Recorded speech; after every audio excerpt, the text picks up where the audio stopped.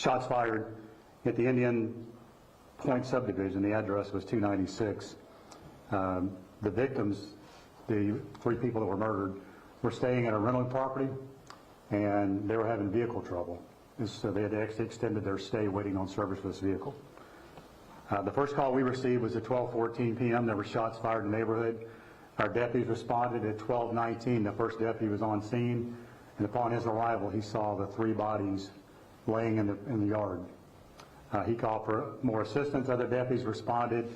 We set up a perimeter, and by 1:13 p.m., the suspect, we located the suspect inside the address at 298 Indian Point, which is the house next door to where the people were shot.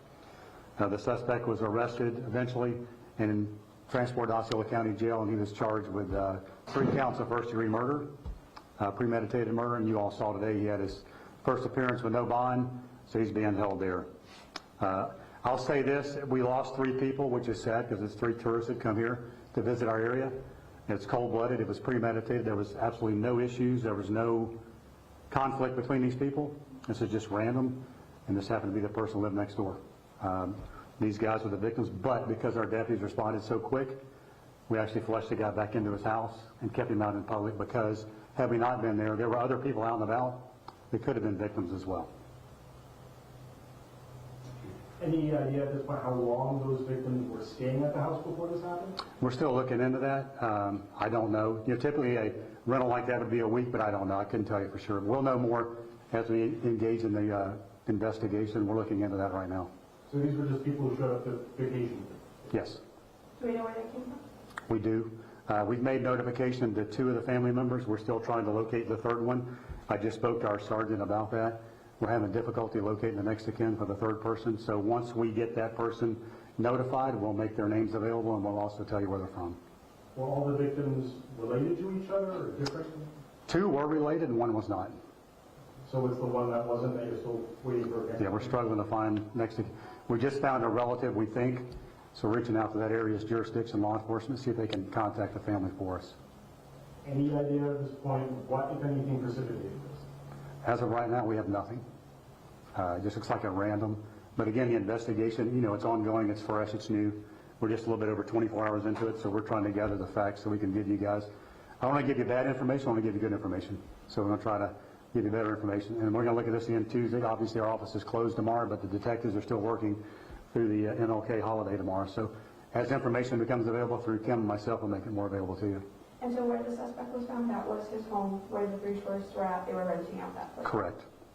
And then we did a search warrant on the house where the suspect was at, and we found some stuff in there. That we found 2 weapons there. And we're going to make sure, send them off the lab to see if they were actually used in the commission of the crime. Any other families staying with him at the house? Anybody else? There was one, but he left the day before. So he was there alone one time? No, he was gone. He left, what's today, Sunday? So it had been Friday morning, he left Friday. And then the other... The suspect? The suspect? Yeah. Oh, I don't know. I'm not sure. But this person, the suspect, was known to the sheriff's department? Yes. We understand? Yes. Any thoughts to how you feel personally to see, somebody being out on the street like this and, potentially pose a... I can tell you he was a threat to that neighborhood all the time. We had a lot of calls for service on this person in that area, so he was a known person, a frequent flyer to the sheriff's office.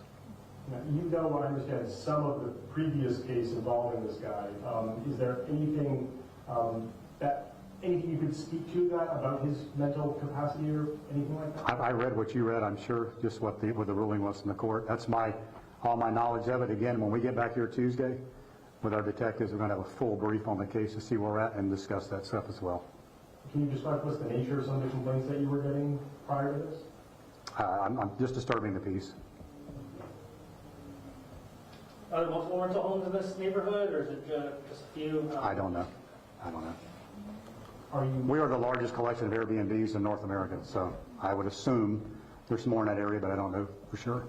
Are you happy he's off the streets? Absolutely.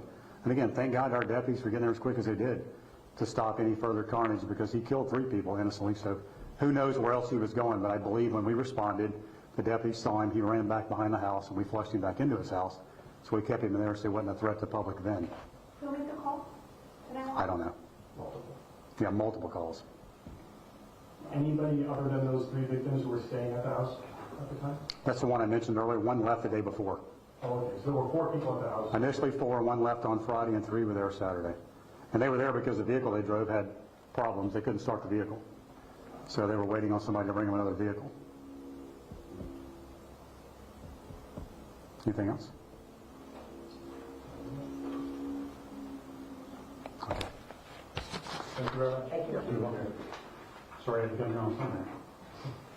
We had a trail ride for kids on the whole weekend. We do Thursday, Friday, Saturday, Sunday, and people go home on Monday. We were all out yesterday we had 235 riders on horses for our trail ride, and we go through old Florida riding. So me and the detective we got the initial call.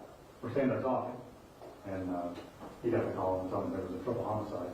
And he honestly thought somebody was messing with him because he was talking to me, but obviously he wasn't. So, but we're trying to locate the third party, and it's been difficult to get family members from the third party. So that's where we're at. Can you release to us the names of the 2 victims you've already notified? Yeah, we've already notified that family. Did you put it out? I have not yet. I'll give it to you. And then I'll send it out in a release also so how it's coming. We'll put it out to you. The victims are Robert Lewis Kraft. Sorry. Say it again? Robert Lewis, L-U-I-S, Kraft. Step back up So there.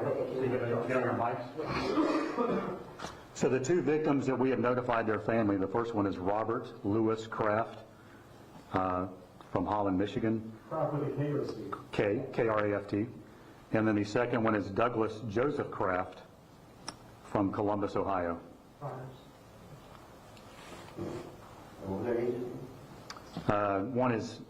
The first one, Robert Lewis, his date of birth is 1/7/56. And the second one, Douglas Joseph Kraft, is 12/3/57. One of those was a twin, right? The younger one. And his twin was the one that was there Friday that left. And again, as soon as we can make it okay to the third one next again, we'll let you guys know what it is. We know what it is, we're just trying to, I want to see if their family's feeling used. Thank you. Anything else? Thank you, sir. Thank you.